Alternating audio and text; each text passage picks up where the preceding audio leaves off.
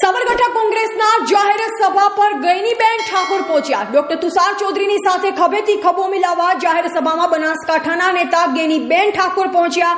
કોંગ્રેસના કાર્યકર્તા અને સ્થાનિક આગેવાનોમાં ખુશીની લહેર। ગઈનીબેનના આવવાથી લોકો થયા ખુશખુશાલ। મધુસૂદન મિસ્ત્રી દ્વારા તેમને આશીર્વાદ પાઠવ્યા। એવા રાજકમલસિંહ પરમાર, ભારત દેશ સાબરકાંઠા।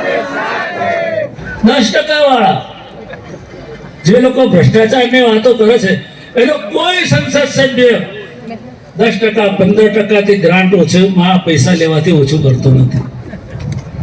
મારી સામે કહેલું છે, તમને નવાઈ લાગશે।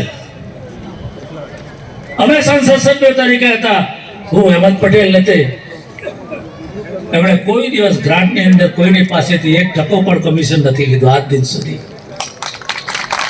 અમારી કોઈ જમીન નથી, અમારો કોઈ પેટ્રોલ પંપ નથી, અમારો કોઈ મોલ નથી, અમે છોકરાઓને અમારા કોઈ જગ્યાએ મૂક્યા નથી।